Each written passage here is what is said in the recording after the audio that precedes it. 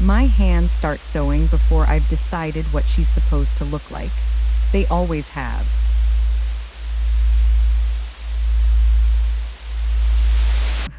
I'll sit down meaning to sketch a face, and 40 minutes later there's a mouth already stitched, already smiling in a way I never chose, and I cannot remember picking up the needle at all. My name is Ren Sakal, and I make dolls for people whose grief doesn't have anywhere else to go. The trade calls them memorial figures, or companion figures if you want it to sound gentler. Silicone skin, glass eyes weighted just right, human hair rooted strand by strand into a scalp I sculpt myself. A client brings me a photograph and a story, and 6 to 10 weeks later I hand them something that looks unbearably like the person they lost. I didn't invent this work, and I didn't build this studio either. I inherited the space for it, a ground floor storefront on the unfashionable end of town, cheap because the woman who'd rented it before me, Corinne Thistlewood, had died at her own workbench mid-commission, and nobody wanted to finish whatever she'd been building. The landlord practically paid me to take the lease. He never took her sign down. I told myself that was a good omen, somebody's misfortune. My opportunity, the oldest story in any trade. The rest of the trade thinks I'm strange for wanting a space with a dead woman's half-finished work still boxed in the back closet, and maybe I am. But rent is rent, and a studio with good north light and 40 years of established foot traffic doesn't come cheap any other way for someone starting out on her own. I told myself I'd clear Thistlewood's boxes out eventually. 6 months in, I still hadn't opened most of them. I told myself that was just how these things go. You mean to. And then the work fills every hour you'd have spent on it. Right now, the figure on my bench is a man named Daniel. Late 40s in the photographs, going gray at the temple, a laugh line on the left side of his mouth deeper than the right. His widow, Marisol Vance, sent me 11 photographs and 8 pages of details. I never asked for the exact crookedness of his smile, the burn scar on his knuckle from a stove he never replaced, the specific gray of eyes that photographs kept getting slightly wrong. I work from all of it, alone, most nights until the light outside the storefront window goes from orange to nothing. I like working alone, I always have. It's easier to lose the hours that way, and losing the hours is most of the job.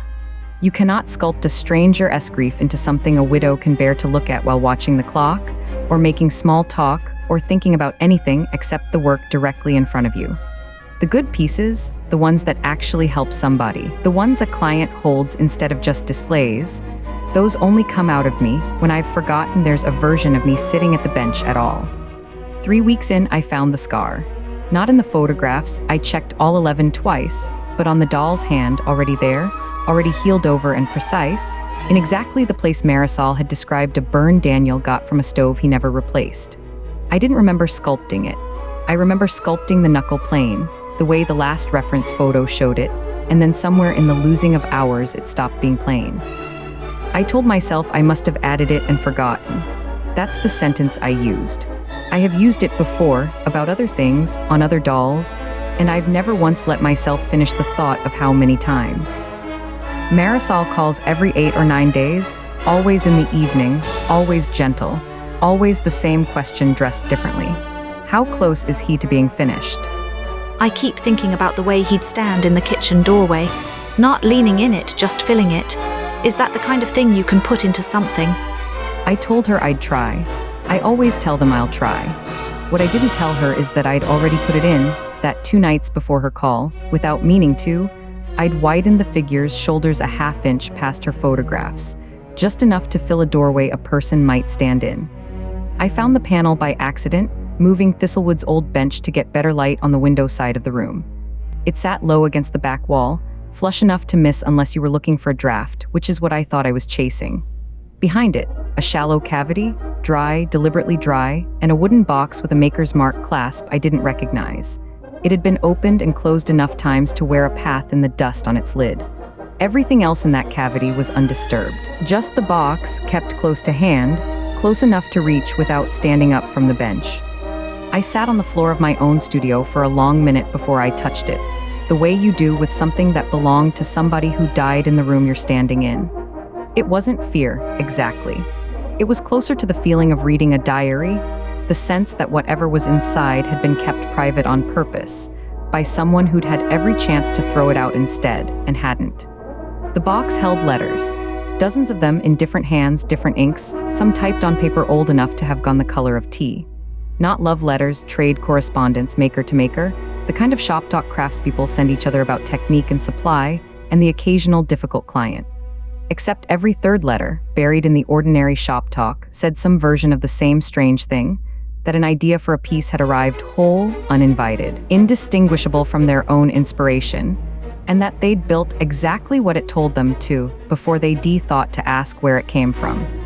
One letter, postmarked from a state I've never worked in, described a comfort figure made of cloth and button eyes, and closed with a line about the maker's own hands, finishing seams I don't recall starting. Another, newer, typed rather than written, used the word recruited as a joke. Asterisk feels like I've been recruited into something, and nobody sent the paperwork. Asterisk. The kind of line you'd write half laughing at yourself. Except nobody in that box seemed to be laughing by the third or fourth letter in their own correspondence. Thistlewood's own hand was in there too, most recent, least yellowed. Near the bottom of one page, she'd written the line she must have used in her own advertising.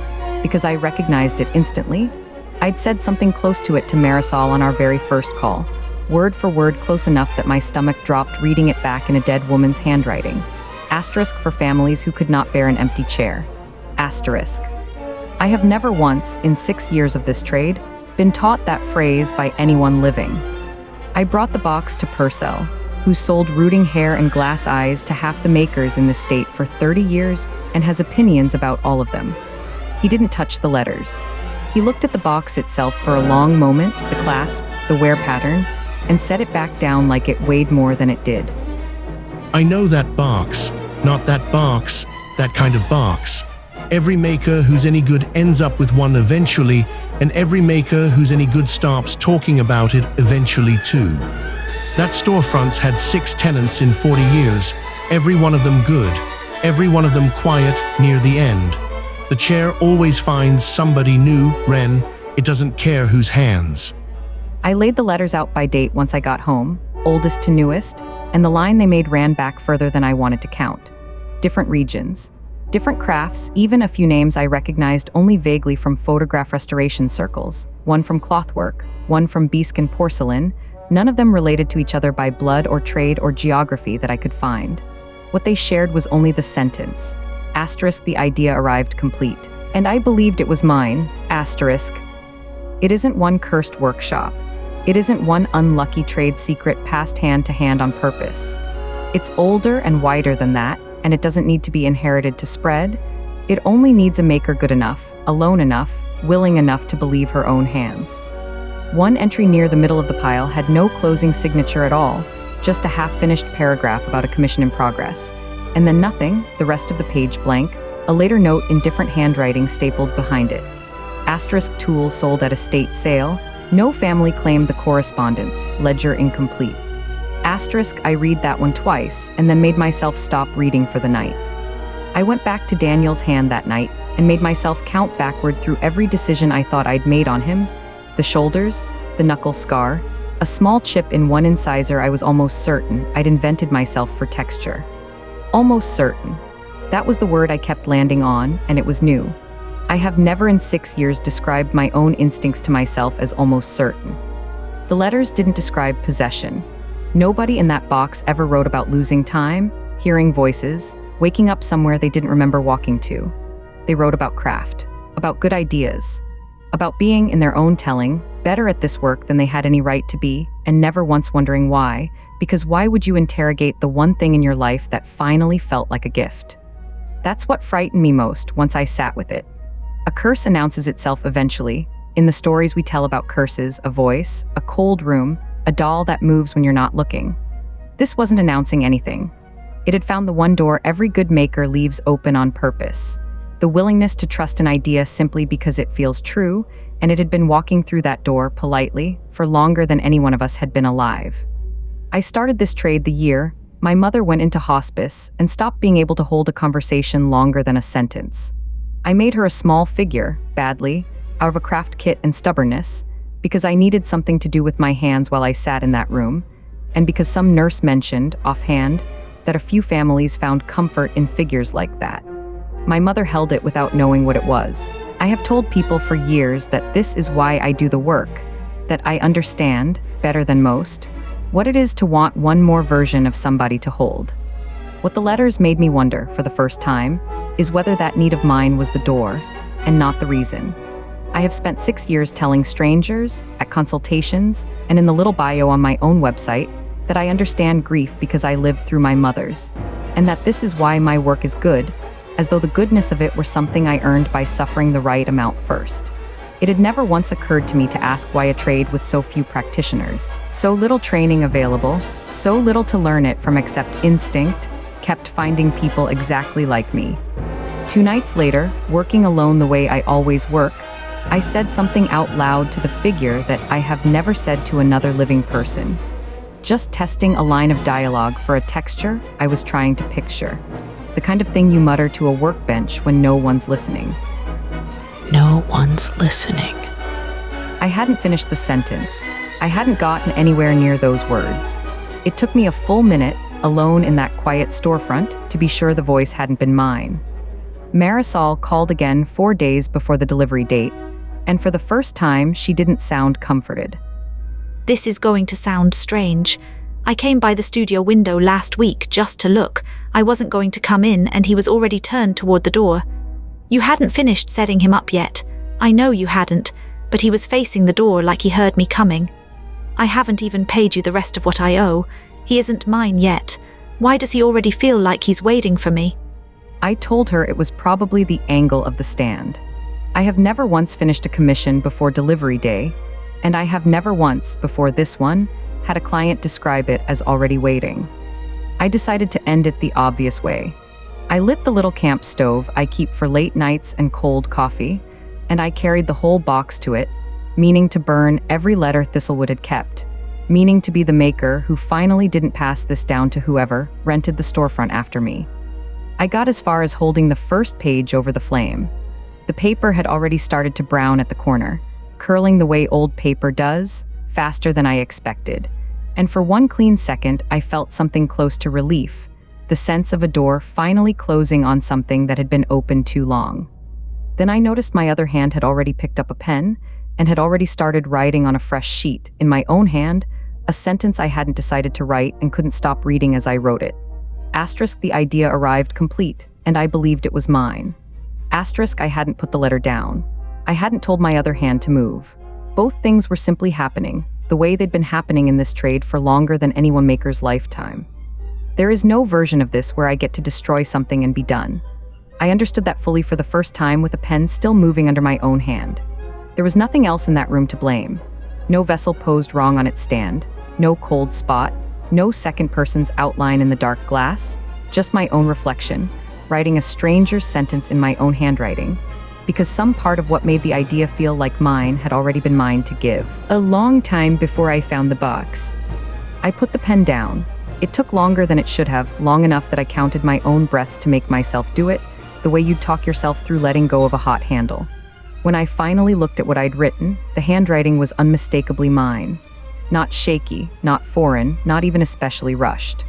Just mine, doing something I hadn't asked it to do, as easily as it does everything else I've never had to think twice about. I didn't burn it. Burning felt suddenly like exactly the wrong instinct, like something that would let everything that box had been quietly holding go looking for the nearest set of hands instead, and I had already seen what my hands would do with an idea handed to them free. So I sealed it instead. Every letter back inside, the clasp shut, tape over the seam, back into the cavity behind the bench. The bench pushed flush against the wall again exactly as I'd found it. I told the one supplier, who might ask, that I wasn't taking new commissions for a while. I meant it when I said it. I delivered Daniel anyway.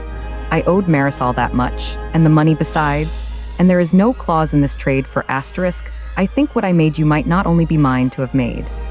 Asterisk, she set him in the chair by her kitchen window, in the doorway-filling posture I'd widened his shoulders for, and she thanked me with her hand resting on his shoulder the whole time she said it.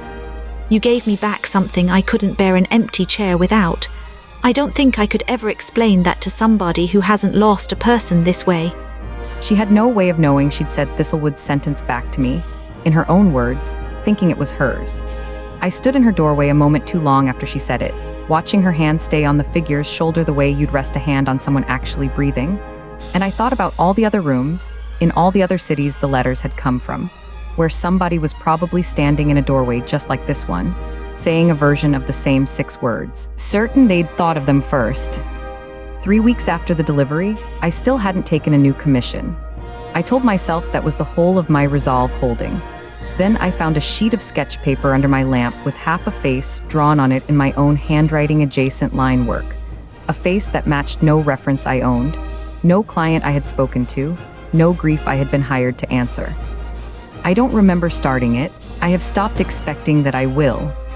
I keep the sketch anyway, folded once, in the same drawer where I used to keep client intake forms. I've told myself several reasons for that it's evidence that I might need it someday, that throwing it out feels like exactly the kind of certainty that got Thistlewood's correspondence started in the first place. I don't fully believe any of those reasons. I just know that the drawer feels like the right place for it. The same unexamined way the shoulders on Daniel's figure felt like the right width. And I have decided, for now, to let that be enough of a warning to keep noticing it. My phone rang 2 nights ago. A number I didn't recognize, the kind that usually means a new client found my listing through someone else's grief. I hadn't answered it yet. I hadn't heard a single detail about who they'd lost, or what he looked like, or what small unbearable thing about an empty chair had brought them to me. My other hand had already picked up a pencil. I still don't know how many hands came before mine, or how many are waiting on the other side of whoever eventually takes this lease when I'm the one who stops answering. What I know is that sealing works and burning doesn't, and that I am, for now, still the one holding the pencil, even if I can't always say I'm the one who decided to pick it up. If you've ever finished something and swore the idea was entirely your own, I'd think carefully about where you learned to want it. Subscribe if you want to know whose hands held the box before Thistlewood's did. That one's still sealed for now, and I mean to keep it that way.